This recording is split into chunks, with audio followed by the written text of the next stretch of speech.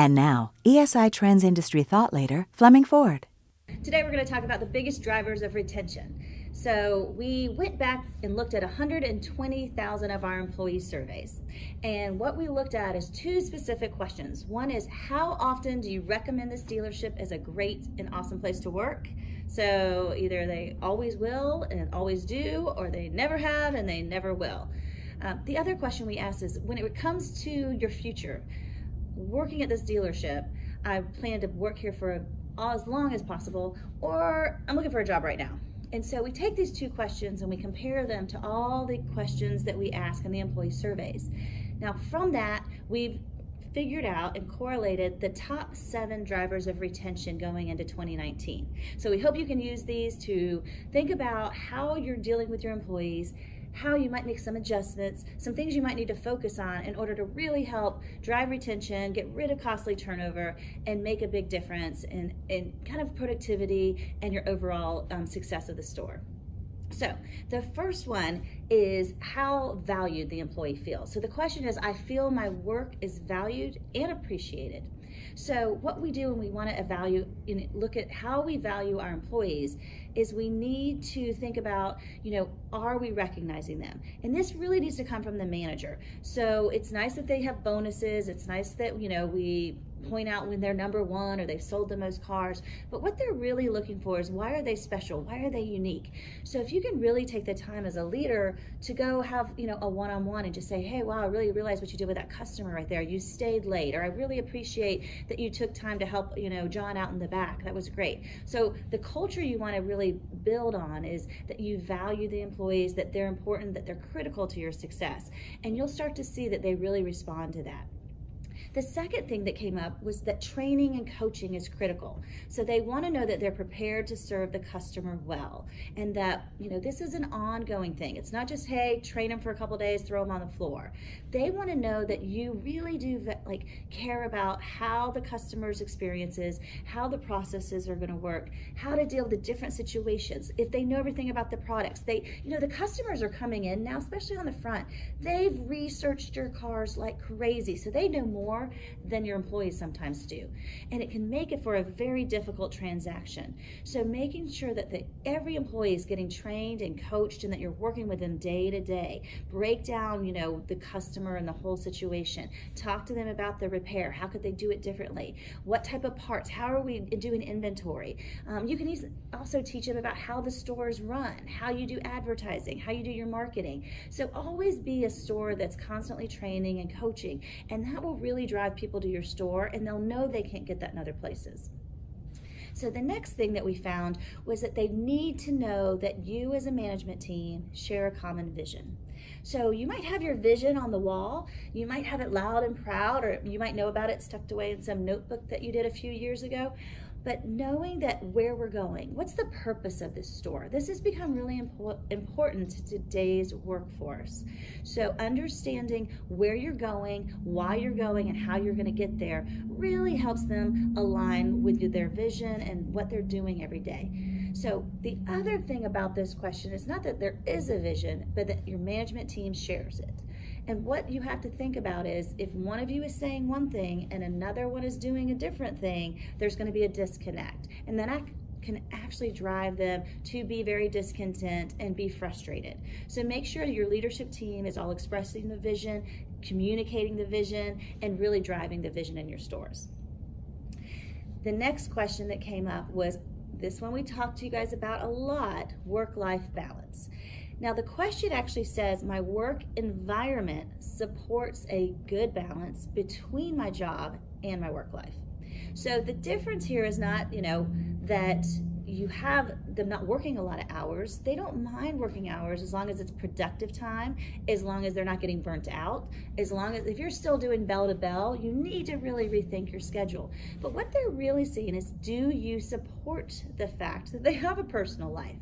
Do you care about that, they have a baseball game or their child is sick? So being flexible, knowing about their personal life, questioning, supporting it, being the type of leader that when they really need some time off or some flexibility, you are there and you do it. So just we can't hire them and tell them, oh yeah, we care about those things, we care about family, we care about you, and then just tell them they have to be there all the time, anytime, just so you can hit your numbers. So think about how you're supporting them and how you can do different things in terms of banking, getting their dry cleaning, feeding them, all types of things that help them kind of have a harmony. Not necessarily balance, that's almost impossible nowadays, but some type of harmony between their work and their personal life.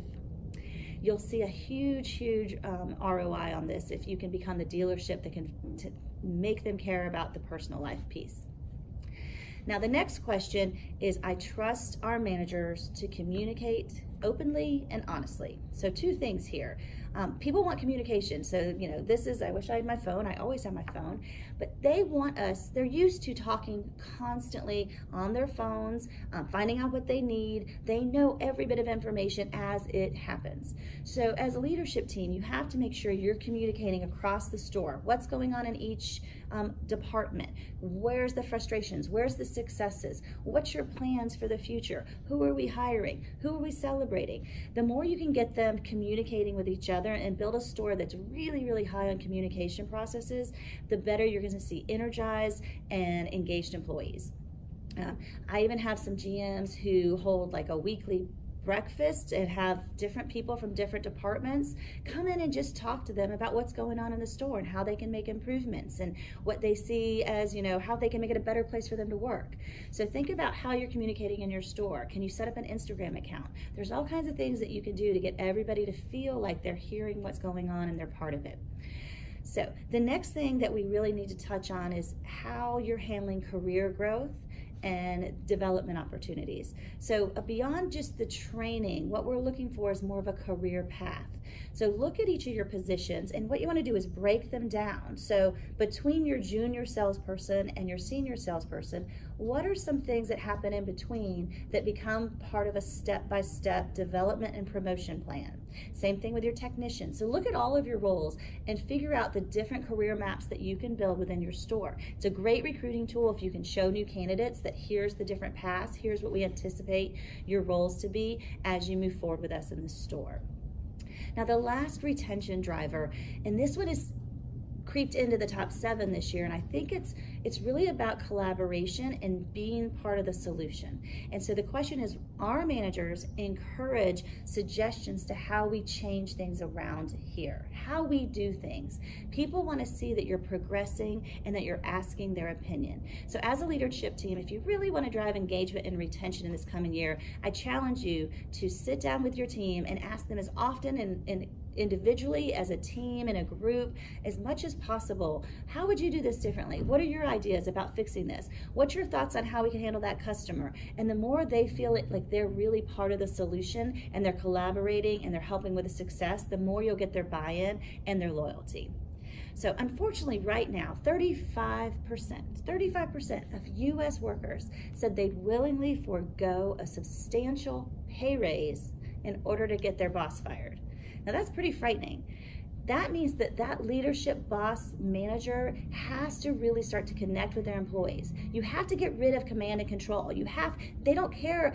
This workforce isn't all about making money at all costs. They're not about like fancy cars and all the success that, a lot of us grew up in this industry wanting and trying to attain. They want to know they matter. They want to know there's purpose to their role. They want to know that they're going to grow and develop.